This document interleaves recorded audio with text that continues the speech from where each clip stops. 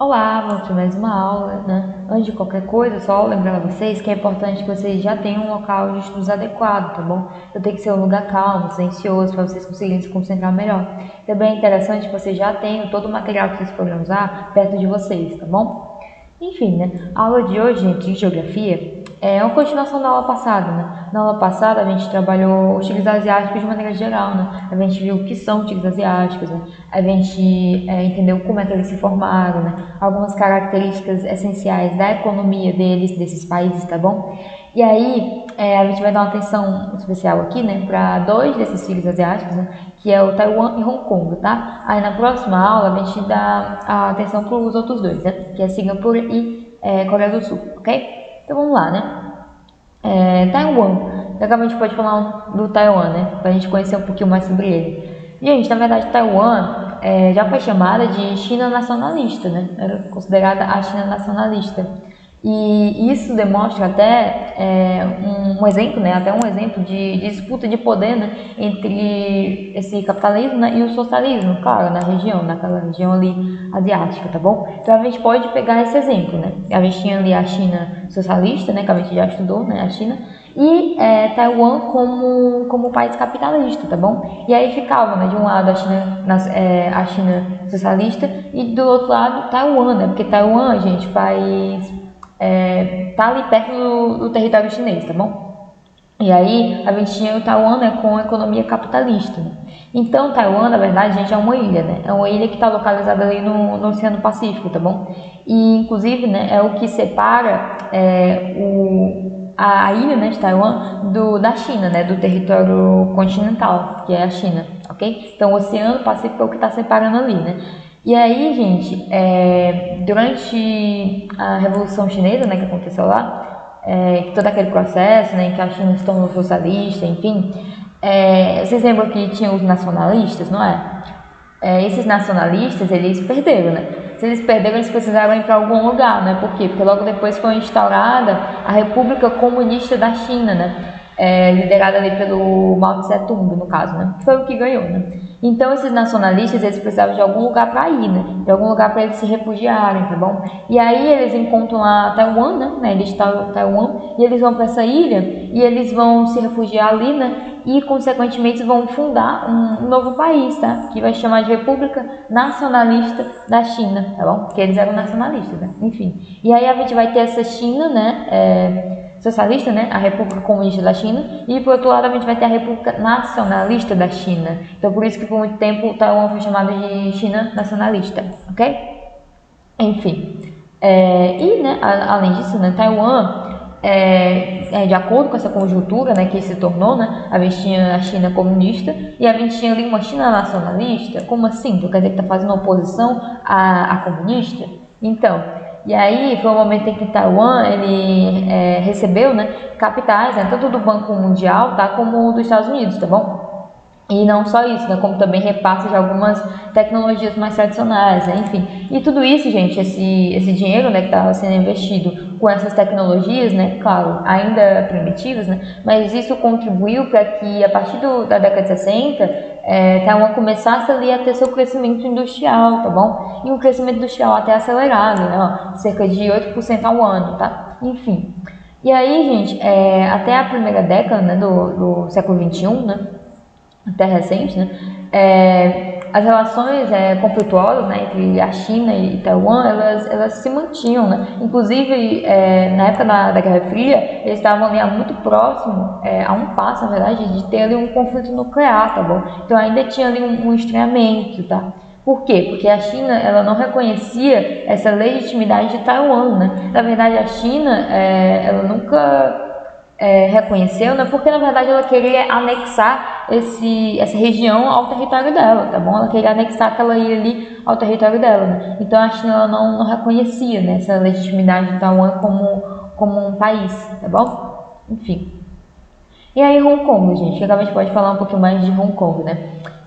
Hong Kong, que é um outro tigre asiático, né?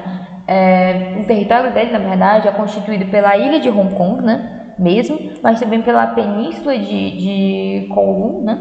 E os novos territórios, né? Como assim, né? Hong Kong é uma ilha, tá? Uma ilha ali pertinho da China, bem pertinho mesmo, muito próximo. E aí a gente, perto dessa ilha, a gente vai ter uma península, né? Que chama Kowloon, e também os novos territórios, né? Essa região, ela vai estar fazendo parte da China continental, né? Então faz parte ali do continente, né? Enfim, do território da China. Aí o que acontece?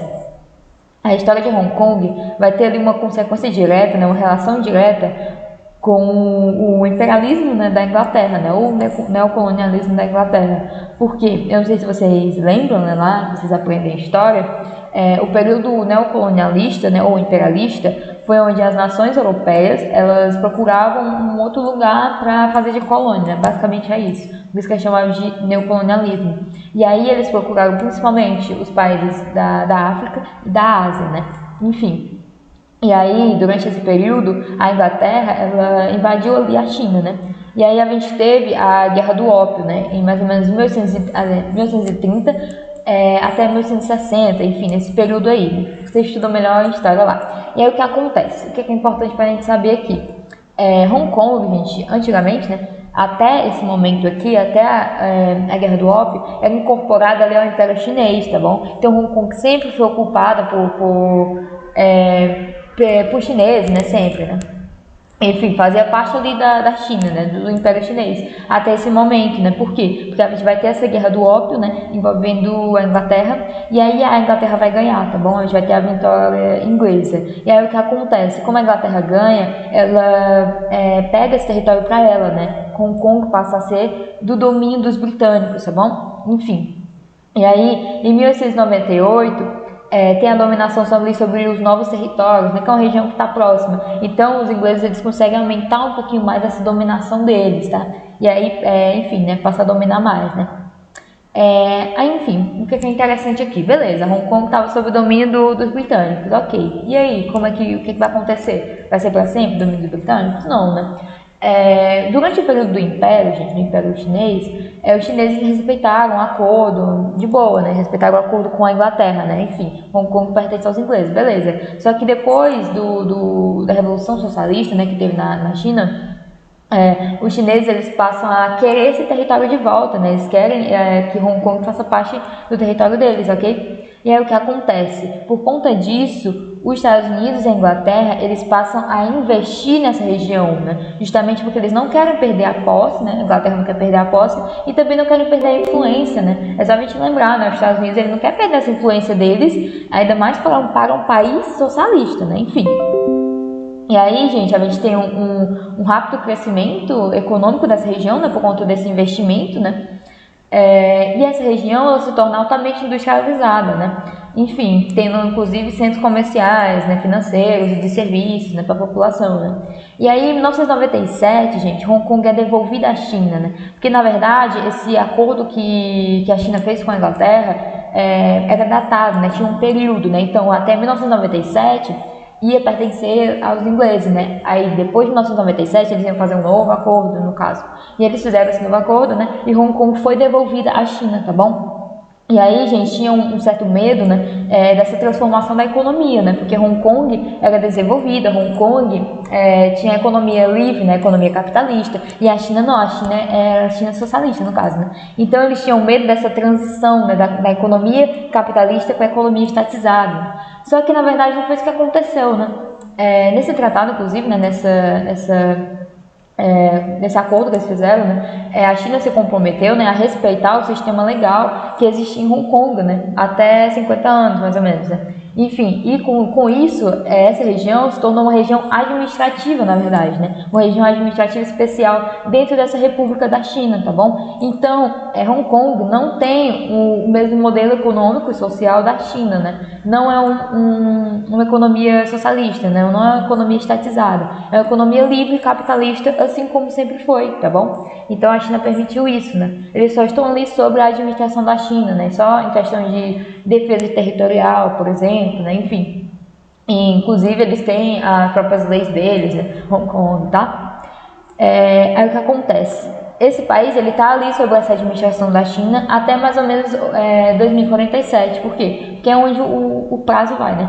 Enfim, nesse momento vai ser, né, discutido, né, essa transferência da soberania, né? Ou seja, a soberania de Hong Kong, tá bom? Que é para se tornar um país, no caso, né? Enfim, aí vai ser discutido ainda, né? Em 2047, mais ou menos, tá bom? Enfim, né? Vamos para o exercício aqui só para a gente finalizar, tá? Em 1997, Hong Kong foi incorporada à República Popular da China. O governo chinês já manifestou interesse em um status especial para o tigre asiático, que apresenta nível socioeconômico muito mais elevado se comparado ao padrão chinês, né? Porque é uma região capitalista, né? Enfim, vou ter a resposta já. Identifique as principais diferenças entre as economias das duas unidades políticas citadas. Então, né, já que eu já botei a resposta, né, vou deixar aqui, né? Enfim, para variar. Então, o que a gente tem aqui, né? A gente tem Hong Kong, né, como a gente estava falando, tem a economia capitalista, né, a economia livre, né? Por isso que é mais envolvido, inclusive. E a gente tem a China, né, que é socialista, né, de economia socialista, então a economia é estatizada, né, ou seja, ela é centrada num partido só, né, um partido político que é o Partido Comunista, no caso, né, enfim. Então a gente tem uma economia livre, né, economia capitalista, e uma economia estatizada e socialista, no caso, que seria a da China, tá bom? Enfim, né, espero que vocês tenham entendido, né, foi bem simples, foi bem curta a aula, só pra gente conhecer um pouquinho mais sobre esses tigres asiáticos, né? Na próxima eu já conhecer mais sobre os outros.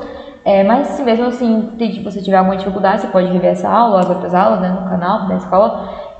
Acesse o site, né, e a agenda digital, né, para vocês continuarem se informando, né, sobre o que está acontecendo. E também sobre os exercícios, né, que vocês têm que fazer, tá bom? E é isso, gente. Até a próxima aula.